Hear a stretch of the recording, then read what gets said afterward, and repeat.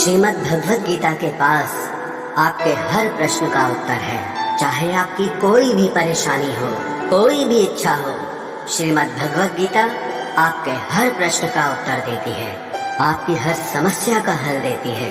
चाहे वो परेशानी आपके मन की हो या धन की हो या आपके शरीर की हो या आपके रिश्तों की हो, आपको अपनी हर समस्या का उत्तर श्रीमद् भगवत गीता में जरूर मिलेगा।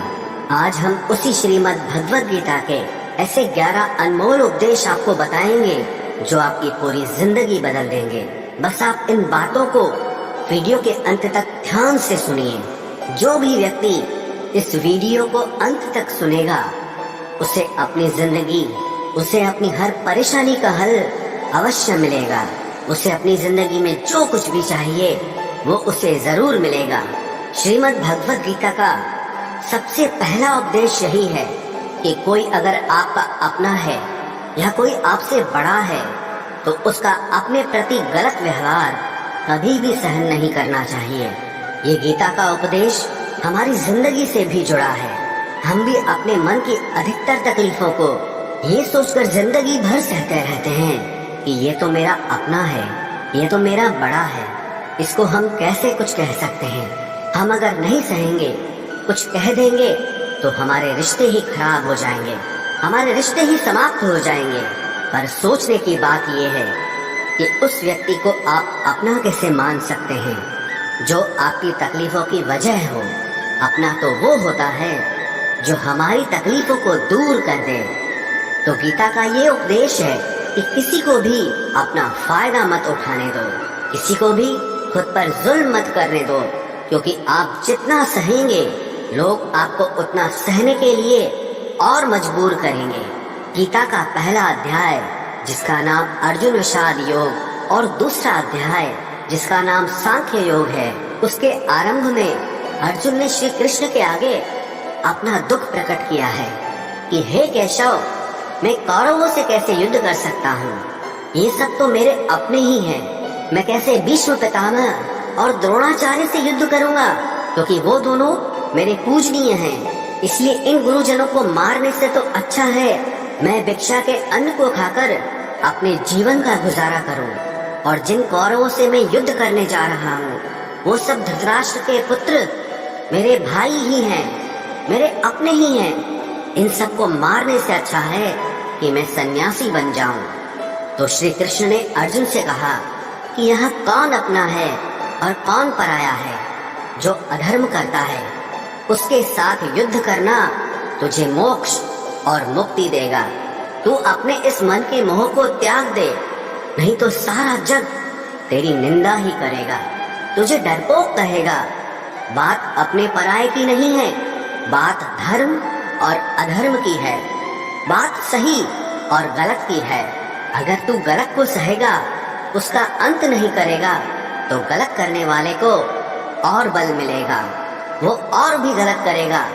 इसीलिए मन के मोह को त्याग करके तो युद्ध कर। महाभारत की एक और कहानी भी है। जब अर्जुन के पुत्र अभिमन्यु की युद्ध में मृत्यु हो जाती है, तब अर्जुन बहुत दुखी होता है, रोने लगता है। वो श्री कृष्ण से कहने लगा कि मेरा पुत्र अभिमन्यु मर गया है, मैं ये दुख बिल्कुल भी सहन नहीं कर सकता, मैं भी अपने आप को समाप्त कर लूंगा। फिर भगवान श्री कृष्ण उसे आत्माओं के लोक में लेके गए, जहां अभिमन्यु आनंद से बैठा हुआ था, क्योंकि उसने क्षत्रियोचित व्यवहार किया, इसलिए उसे उत्तम पद की प्राप्ति हुई। जब अर्जुन अभिमन्यु के पास रोते रोते पहुंचा, अपने पुत्र को देखकर अर्जुन बहुत प्रसन्न हुआ। उसे गले से लगाकर कहने लगा कि हे पुत्र, तेरे बिना तो मैं जी ही नहीं सकता, मैंने तो अपने जीवन की आशा का ही त्याग कर दिया है। तो अभिमन्यु कहने लगा कि आप कौन हैं? अर्जुन बोला, मैं तेरा पिता हूँ, तू मेरा पुत्र है अभिमन्यु। तो अभिमन्यु कहने लगा कि कौन पिता कौन पुत्र, मेरे हजारों जन्म हुए हैं, किसी जन्म में आप मेरे पिता बनते हैं और किसी जन्म में मैं आपका पिता बनता हूँ। आत्मा का न कोई माता होता है न कोई पिता होता है। जब अर्जुन ने देखा कि मेरा पुत्र मुझे पहचान भी नहीं रहा, तो उसका सारा मोह खत्म हो गया। इसलिए गीता के इस उपदेश को ठीक से समझ लो कि यहाँ कोई अपना पराया नहीं है। जो बुरे वक्त में तकलीफ के वक्त में हमारा साथ दे, सिर्फ वही हमारा अपना है, बाकी सब पराए हैं। गीता का दूसरा उपदेश यह है कि जो चला गया है कभी उसका दुख मत करो, और जो आने वाला है उसकी बिल्कुल भी चिंता मत करो। जब महाभारत का युद्ध चल रहा था तब अर्जुन ने श्री कृष्ण से कहा कि अगर ये युद्ध हुआ तो करोड़ों लोग मारे जाएंगे। जो सैनिक और योद्धा इस युद्ध में मारे जाएंगे उनकी स्त्रियों का क्या होगा, समाज कैसे आगे बढ़ेगा। और भी बहुत सी बातें अर्जुन ने विस्तार से कही हैं। तो भगवान श्री कृष्ण ने कहा, अशोचा नन्व शोचस्त्वम प्रज्ञावादांश भाषते गतासून अगतासूश्च नानु शोचंती पंडिताः। श्री कृष्ण बोले, हे अर्जुन, तू बड़ी बड़ी ज्ञानियों जैसी बातें करता है, लेकिन जो सच में ज्ञानी होता है, वो जो लोग मर चुके हैं, जा चुके हैं या एक दिन जाने वाले हैं, उनकी चिंता नहीं करता है, उनका दुख नहीं करता है। तेरे हाथ में कुछ भी नहीं है, तू चाह कर भी कुछ कंट्रोल नहीं कर सकता। जीवन और मरण ये तो प्रकृति की नियति है। इसीलिए जो ज्ञानी होता है वो किसी के मरने पर भी रोता नहीं है। ज्ञानी जन ना ही बीते हुए कल का शोक करते हैं और ना ही आने वाले कल की चिंता करते हैं। इसीलिए जो होने वाला है वो होकर ही रहता है, और जो नहीं होने वाला है वो कभी नहीं होगा। ऐसा निश्चय जिसको समझ में आ जाता है, जिसकी बुद्धि में आ जाता है, उसे कभी कोई चिंता नहीं सताती, कोई दुख नहीं सताता। हमारे सारे दुखों का कारण ही यही है। या तो हम जो वक्त गुजर चुका है उसे सोच सोच कर परेशान होते रहते हैं, या भविष्य की चिंता कर करके खुद को बीमार कर देते हैं, नष्ट कर देते हैं। गीता का ज्ञान हमें यही सिखाता है कि ना तो हम बीता हुआ कल बदल सकते हैं और ना ही आने वाले कल पर कंट्रोल कर सकते हैं। हमारे हाथ में सिर्फ वर्तमान है, सिर्फ आज का ही पल है। हमारा 98% तनाव और चिंताएं भूतकाल और भविष्य काल के बारे में सोचते रहने से होता है। हम हमेशा उसी में ही जीते रहते हैं, मगर वर्तमान में कभी नहीं जीते, इस पल को कभी नहीं जीते। जब आप वर्तमान का पूरा आनंद लेना सीख जाओगे तभी आपकी जिंदगी से तनाव कम होगा, चिंताएं खत्म होगी। वर्तमान में जीना एक बहुत बड़ी उपलब्धि है। हमारे हाथ में भी सिर्फ आज का ही पल है। हमें जो भी करना है आज ही करना है। कभी भी ये सोचकर समय को नष्ट नहीं करना चाहिए कि अभी मेरे पास बहुत समय बचा है। एक गुरुजी ने अपने एक शिष्य को पारस का पत्थर दिया। उनका वो शिष्य बहुत आलसी था, हर काम को कल पे टाल देता था। तो गुरुजी ने उससे कहा कि मैं तुझे ये पारस पत्थर दे रहा हूँ। इस पारस पत्थर से जब तू लोहे को स्पर्श कराएगा तो वो लोहा स्वर्ण बन जाएगा, सोना बन जाएगा। और ये पारस पत्थर मैं तुझे 1 महीने के लिए दे रहा हूँ। जब 1 महीना समाप्त हो जाएगा तब मैं तुझसे ये पत्थर वापस ले लूंगा। तब तक तू इस पत्थर को अपने पास ही रख। गुरुजी का वो शिष्य बाजार में लोहा खरीदने के लिए गया। जब बाजार में वो लोहा खरीदने पहुंचा तो उसे लोहे का वो रेट बहुत महंगा लगा। उसने कहा थोड़े दिन रुक के ले लूंगा, जब लोहे का रेट कम हो जाएगा। पर उसकी बुद्धि में ये बिल्कुल नहीं आया कि इस लोहे को मैं सोना बनाकर बहुत अधिक धन बना सकता हूँ। लेकिन उसके मन की सुस्ती, उसके मन का आलस्य, उसकी वजह से उसने उस काम को कल पे टाल दिया। ऐसे ही करते करते पूरा महीना समाप्त हो गया। फिर गुरुजी उस शिष्य के पास आ पहुंचे कि बताओ तुमने कितना सोना बनाया। शिष्य बोला कि मैंने तो अभी सोना बनाना शुरू भी नहीं किया। तो गुरुजी ने कहा मुझे मेरा वो पारस पत्थर वापस चाहिए। शिष्य बोला कि नहीं, मुझे थोड़ा वक्त दीजिए, मैं थोड़ा सोना बनाना चाहता हूँ। गुरुजी ने कहा ये पारस पत्थर पूरा 1 महीना तेरे पास था पर तू कुछ नहीं कर पाया, लेकिन अब समय समाप्त हो चुका है। ऐसे ही ये हमारा जीवन है, हमारी जिंदगी है, और ये समय ही पारस पत्थर है।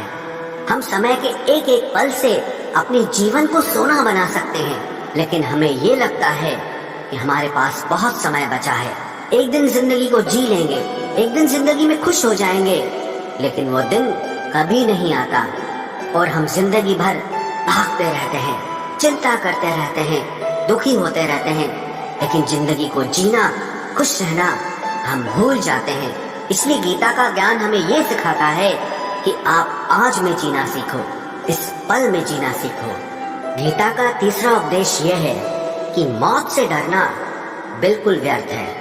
श्री कृष्ण ने गीता में कहा है कि ये संसार मृत्यु लोक है, जिसका भी जन्म हुआ है वो एक दिन जरूर मर जाएगा, जिसका आरंभ हुआ है उसका अंत अवश्य होगा। हम इसे रोक नहीं सकते। जैसे हम रोज कपड़े बदलते हैं, वैसे ही हमारी आत्मा नया शरीर धारण करती है। मृत्यु सिर्फ इस जीवन का एक नया आरंभ है, इस जीवन का अंत नहीं है। आत्मा कभी नहीं मर सकती और ना ही उसे कोई मार सकता है, लेकिन मौत का डर मनुष्य को सबसे ज्यादा लगा रहता है। मौत का दुख भी इंसान को सबसे ज्यादा होता है। एक पेड़ में दो पक्षियों का जोड़ा रहता था। उन दोनों को एक दूसरे से बहुत प्रेम था। उन्होंने साथ जीने मरने की कस्में खाई थी। एक दिन वहां एक शिकारी आया और उसने एक तीर चलाकर वहां पेड़ पर बैठे मादा पक्षी को मार दिया। तो वो अकेला नर पक्षी रोने लगा कि मैं तुम्हारे बिना कैसे जी पाऊंगा, तुम्हारी जगह मेरी मृत्यु आ जाती, मेरा जीवन तुमको मिल जाता। वो रो रो के बहुत विलाप करने लगा। इतने में ही उस शिकारी ने दूसरा तीर चलाया और उस नर पक्षी को भी मार दिया। वास्तविकता में ये कहानी हमारी ही है। हम भी रोते रहते हैं जब कोई मरता है तो, लेकिन हमें ये नहीं पता कि एक न एक दिन हमारा भी जीवन समाप्त हो जाएगा। हम भी उसी मृत्यु के पेड़ पे ही बैठे हैं, लेकिन शरीर का मिटना हमारा अंत नहीं है। श्री कृष्ण ने अर्जुन से कहा कि हे अर्जुन, तेरे और मेरे अनंत जन्म हुए हैं, तुझे कुछ भी याद नहीं है, लेकिन मुझे सब याद है। जो व्यक्ति इस सत्य को समझ ले कि मैं यहाँ इस संसार में कुछ समय के लिए आया हूँ, उसकी जिंदगी के सारे झगड़े, सारे दुख, सारी चिंताएं ही समाप्त हो जाएंगी। जब इस संसार से जाना ही है तो दुख किस बात का। पहले के जमाने में साधु महात्मा लोग पैदल यात्रा करते थे। यात्रा करते करते वो एक नगर में पहुँचे। वो महात्मा बहुत थक चुके थे। उस नगर में उन्होंने एक महल देखा और उन्होंने उस महल में जाकर विश्राम करने का सोचा और वो महल में जाकर सो गए। जब उस महल में वहाँ का राजा पहुँचा तो अपने पलंग पर उस महात्मा को सोता देखकर बहुत हैरान हो गया। राजा उस महात्मा से पूछने लगा कि तुम मेरे महल में कैसे घुस आए और मेरे बिस्तर पर सो रहे हो। महात्मा कहने लगा, ये तुम्हारा महल है, मुझे तो लगा ये धर्मशाला है। तो राजा ने कहा, आपको मेरा महल धर्मशाला कैसे लगा? तो महात्मा ने राजा से प्रश्न किया कि तुमसे पहले इस महल में कौन रहता था? तो वो राजा बोला कि मुझसे पहले मेरे पिता यहाँ पर रहते थे और उससे पहले मेरे दादाजी यहाँ पर रहते थे। तो महात्मा ने फिर प्रश्न किया कि क्या तुम इस महल में हमेशा रहोगे या तुम्हारे बाद कोई और रहेगा? तो राजा कहने लगा कि मेरे बाद मेरा पुत्र इस महल में रहेगा।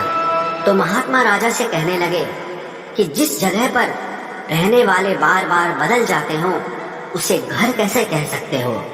वो तो धर्मशाला ही है। इसीलिए तेरे महल को धर्मशाला समझकर मैं इसमें रात बिताने के लिए आ गया। धर्मशाला जान जग को, जीव सब मेहमान है, मोह किससे मत करो, सब स्वप्न का सामान है। यदि हम भी इस बात को समझ लें कि हम यहाँ कुछ समय के लिए आए हैं, आनंद करने के लिए आए हैं, खुश रहने के लिए आए हैं, तो हमारे सारे दुख ही समाप्त हो जाएं। जब हम अपना मोह यहाँ जमा लेते हैं, अपना दावा यहाँ जमा लेते हैं कि ये मेरा है, इसे मैं छोड़ नहीं सकता, इसके बिना मैं जी नहीं सकता, तो हमारा जीवन दुखों से भर जाता है। इसलिए जीवन में मृत्यु का भय त्याग करके जीवन का प्रतिपल आनंद लेना चाहिए। गीता का चौथा उपदेश, मन और विचारों को कंट्रोल किए बिना जीवन में कभी शांति और सुकून मिलने वाला ही नहीं है। अर्जुन ने श्री कृष्ण से कहा कि मेरा मन सही गलत सब कुछ जानता है, फिर भी मेरे विचार और मेरा मन मुझसे कंट्रोल नहीं होता।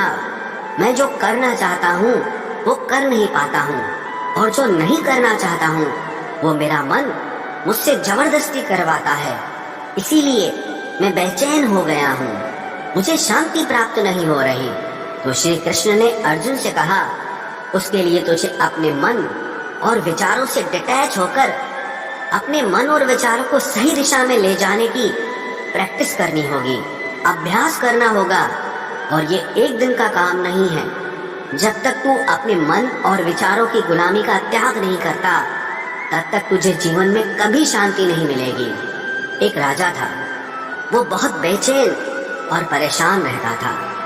एक दिन वो अपने गुरुजी के पास गया और उनसे कहने लगा कि मेरा मन बहुत बेचैन है, मैं बहुत परेशान हूँ, मैंने पूरे संसार को जीत लिया है, सब कुछ है मेरे पास, पर मैं खुश नहीं हूँ, मेरे मन में सुकून नहीं है, शांति नहीं है। तो गुरुजी ने राजा से कहा कि तुम्हारे नगर में अगर कोई ऐसा व्यक्ति है जिसने सुकून को प्राप्त कर लिया है, शांति को प्राप्त कर लिया है, तुम उसका एक बार कुर्ता पहन लो तो तुम्हारे जीवन में भी शांति आ जाएगी। राजा बहुत प्रसन्न हो गया कि ये तो बहुत आसान काम है। वो अपने राजमहल में आया और राजसभा में वो सबसे कहने लगा कि आप लोगों में से जो भी शांत हो चुका हो, जिसे सुकून मिल गया हो, वो अपना कुर्ता मुझे दे दे। वो बदले में जितना भी धन मांगेगा मैं उसे दे दूंगा। सब लोग एक दूसरे का मुंह देखने लगे। पैसों का लालच आया, लेकिन सबको एक दूसरे की सच्चाई पता थी, क्योंकि किसी की जिंदगी में भी शांति और सुकून नहीं था।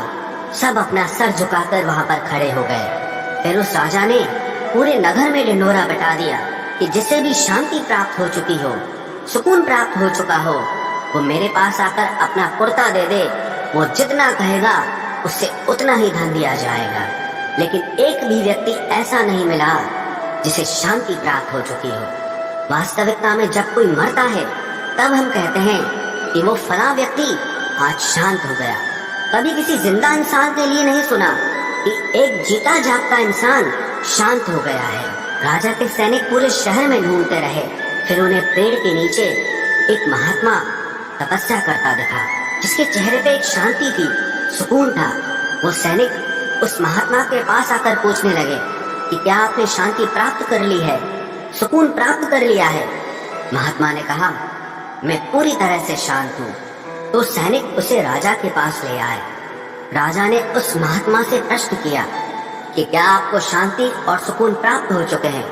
वो महात्मा कहने लगे, महाराज, मैं पूरी तरह से शांत हूँ, मुझे कोई चिंता नहीं, मुझे किसी चीज की लालच नहीं, मुझे कोई इच्छा नहीं है। तो राजा भी बहुत प्रसन्न हो गए कि आखिर वो व्यक्ति मिल ही गया जिसे शांति की प्राप्ति हो चुकी है, जिसे सुकून प्राप्त हो चुका है। तो राजा उस महात्मा से कहने लगे कि हे महात्मा, आप कृपया करके अपना कुर्ता मुझे दे दीजिए, बदले में आप जो मांगेंगे मैं आपको दे दूंगा। वो महात्मा कहने लगे कि महाराज, सुकून और शांति तो मुझे मिल चुके हैं, लेकिन क्या करूं, मेरे पास कुर्ता ही नहीं है पहनने के लिए जो मैं आपको दे सकूं। जब राजा ने उस महात्मा की ये बात सुनी कि इस महात्मा के पास कुर्ता भी नहीं है पहनने के लिए, उसके बाद भी ये महात्मा एकदम शांत है, इसके जीवन में सुकून है। मैं सारी जिंदगी धन को जोड़ने में लगा रहा, दुनिया जीतने में लगा रहा, लेकिन मुझे शांति नहीं मिली, सुकून नहीं मिला, क्योंकि शांति और सुकून बाहर की चीज नहीं है, अपने भीतर की चीज है। इसीलिए जब तक कोई व्यक्ति अपने मन और विचारों को कंट्रोल नहीं करता, तब तक उसके जीवन में सुकून और शांति नहीं आती। और गीता का उपदेश हमें यही सिखाता है कि जीवन में शांति चाहिए तो मन को शांत करना सीखो। गीता का 5वां उपदेश ये है कि वासना, क्रोध और लालच सर्वनाश का कारण है, नरक का द्वार है। जिस भी मनुष्य में ये 3 अवगुण होते हैं, वो हमेशा दूसरों को दुख पहुंचाकर अपने ही सुख और स्वार्थ की पूर्ति करता रहता है। किसी भी चीज की हद से ज्यादा वासना करना और क्रोधी स्वभाव होना और मन में लालच होना उसके जीवन के सुख को समाप्त कर देते हैं, उसके सारे रिश्तों में जहर भर देते हैं। इन्हें नरक का द्वार इसीलिए कहा गया है क्योंकि जिस इंसान में अत्यधिक क्रोध है, लालच है, वासना है, उसका पूरा जीवन जहर से भर जाता है। उसको मरने के बाद नहीं, जीते जी यहीं पर नर्क का दर्शन होता है। गीता का छठा उपदेश यह है कि सब भगवान एक ही हैं, कोई छोटा बड़ा नहीं है। सब एक परब्रह्म परमात्मा के अलग अलग रूप और नाम है। श्री कृष्ण ने गीता के 10वें अध्याय विभूति योग में बताया है कि जितने भी जगत के देवी देवता हैं वो सब मेरी ही विभूति है। मैं ही शिव हूँ, मैं ही इंद्र हूँ, मैं ही यक्षराज कुबेर भी हूँ, मैं ही अग्निदेव हूँ, देवताओं के गुरु बृहस्पति भी मैं हूँ, समुद्र भी मैं ही हूँ, अक्षरों में ओम भी मैं ही हूँ, काल का महाकाल भी मैं ही हूँ, सारे जगत का नाश, उत्पत्ति और पालन करने वाला भी मैं ही हूँ। श्री कृष्ण ने अर्जुन से कहा कि मेरी विभूतियों का कोई अंत नहीं है, इसलिए सब भगवान, सब नाम, सब देवता मेरे ही रूप हैं। इसीलिए तो किसी भी देव या ईश्वर में कभी भेद बुद्धि मत करना, कभी किसी को छोटा बड़ा मत समझना। और गीता का उपदेश हमें ये सिखाता है कभी भी किसी दूसरे के इष्ट को छोटा नहीं समझना चाहिए, या इस बात पर झगड़े फसाद नहीं करने चाहिए कि कौन बड़ा है और कौन छोटा है। गीता का 7वां उपदेश ये है, सुख की इच्छा ही आखिर में हमारे दुखों का कारण बनती है। श्री कृष्ण ने अर्जुन से कहा कि मनुष्य जितना सुखों की लालसा और इच्छा करता है उतना ही उसकी इंद्रियां सुख भोग में आसक्त हो जाती है, उतना ही इंसान का मन संसार के सुख और आकर्षण का गुलाम बन जाता है। और जितना सुख के पीछे भागेगा उतना ही उसे दुख के अनुभव से भी गुजरना पड़ेगा, क्योंकि ये संसार का नियम ही है। जो चीजें शुरू में मन को बहुत आकर्षित करती हैं बाद में बहुत दुख देती हैं, और जो चीजें शुरू में मुश्किल लगती हैं, कठिन लगती हैं, बाद में हमें बहुत काम आती हैं। गीता का 8वां उपदेश यह है, जो भी मनुष्य दुनिया के सारे सहारे छोड़कर सिर्फ भगवान को ही अपना सहारा मान लेता है, उसकी हर जरूरत वो ईश्वर पूरी करता है, उसकी हर प्रकार से रक्षा वो परमात्मा ही करता है।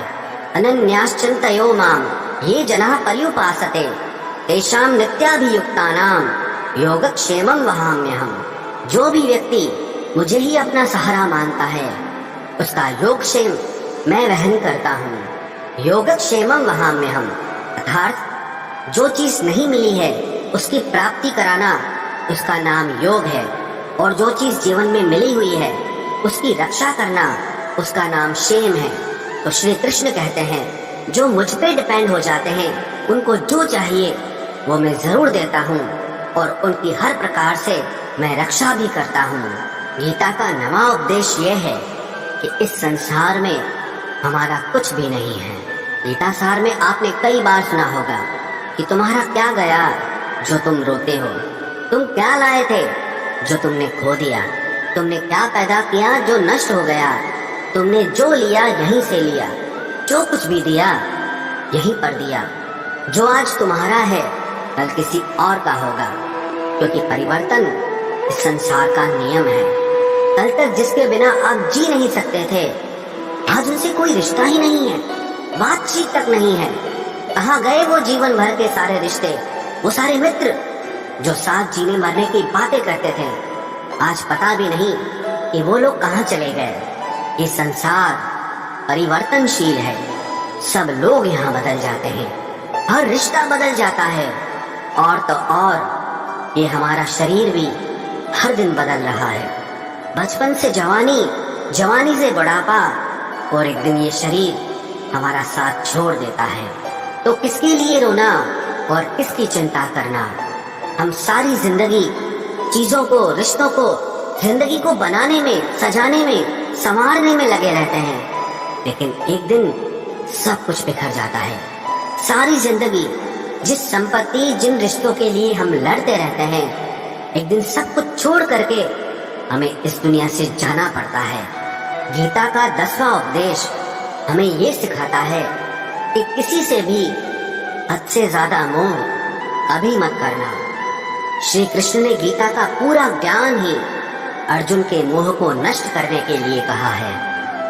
ये मोह ही है जो इंसान को सबसे ज्यादा रुलाता है।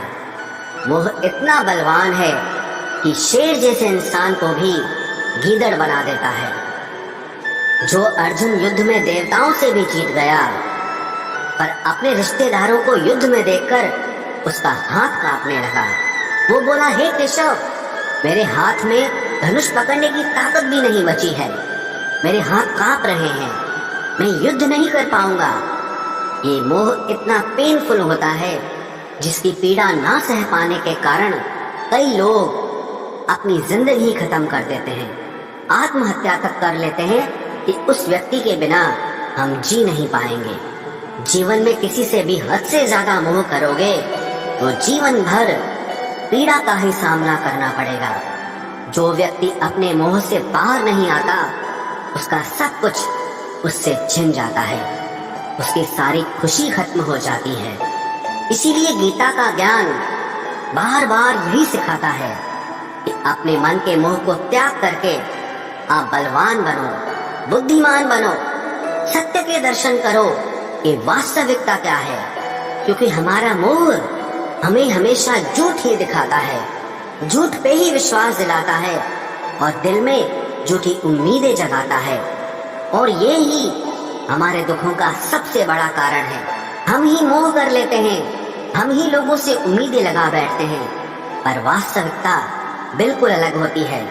लोग वैसे नहीं होते जैसे हम मान लेते हैं, जैसा हम समझ लेते हैं, क्योंकि मोह के कारण हमें सच्चाई नहीं दिख पाती, लोगों का असली चेहरा नहीं दिख पाता।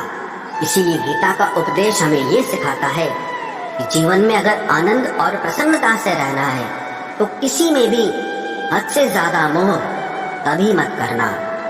गीता का 11वां उपदेश ये है कि इस दुनिया में अगर आए हो तो दुख तो मिलेगा ही मिलेगा।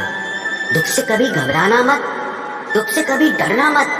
श्री कृष्ण ने गीता में कहा है कि ये संसार दुखालयम अशाश्वतम है, अर्थात ये संसार दुखों का घर है। जैसे औषधालय में औषधि मिलती है, पुस्तकालय में पुस्तकें मिलती है, चिकित्सालय में चिकित्सा होती है, वैसे इस संसार को भी श्री कृष्ण ने एक नाम दिया है, दुखालय, जहाँ पर दुख मिलता हो। दुख तो यहाँ हर किसी के जीवन में आता ही है, लेकिन अगर दुख आया है तो सुख भी आएगा। इसीलिए दुख से कभी डरना नहीं चाहिए, क्योंकि ये संसार दुखालय भी है और अशाश्वत भी है। अशाश्वत का मतलब ही यही होता है कि यहाँ परमानेंट कुछ भी नहीं है, यहाँ सब कुछ बदल जाता है। दुख सुख में बदल जाता है और सुख दुख में बदल जाता है। सम्मान अपमान में और अपमान सम्मान में बदल जाता है। खुशी दर्द में और दर्द खुशी में कभी भी बदल जाती है। जीत हार में और हार जीत में, जहाँ कभी भी कुछ भी बदल सकता है। कुछ भी परमानेंट नहीं है, ना ही हम परमानेंट हैं, ना ही हमसे जुड़ी कोई चीज यहाँ पर परमानेंट है, क्योंकि ये संसार अशाश्वत है, शाश्वत नहीं है। यहाँ सब कुछ बदलने वाला है, यहाँ कुछ भी परमानेंट नहीं रहेगा। तो आपका दुख भी परमानेंट नहीं रहेगा, इसलिए दुख से कभी भी डरना नहीं चाहिए। गीता का ये उपदेश हजारों साल पुराना है, लेकिन आज भी नए से नया है। पूरे विश्व में गीता को सबसे ज्यादा पढ़ा गया है और सबसे कम समझा गया है। श्रीमद् भगवद गीता के ये उपदेश अगर कोई व्यक्ति ठीक से समझ ले और उसे अपनी जिंदगी में उतार ले तो ये पक्की बात है, वो अपनी जिंदगी में जो चाहे वो हासिल कर सकता है। अपने जीवन की हर समस्या से वो एक पल में बाहर आ सकता है। श्रीमद् भगवद गीता के इस दिव्य उपदेश को हमें बार बार सुनना चाहिए, हर रोज सुनना चाहिए। जब भी जीवन में कोई चिंता या परेशानी आए तो एक बार इस उपदेश को जरूर सुन लेना और मन में ये विश्वास रखना कि गीता का ये उपदेश आपकी जिंदगी की हर परेशानी में आपको राह अवश्य दिखाएगा।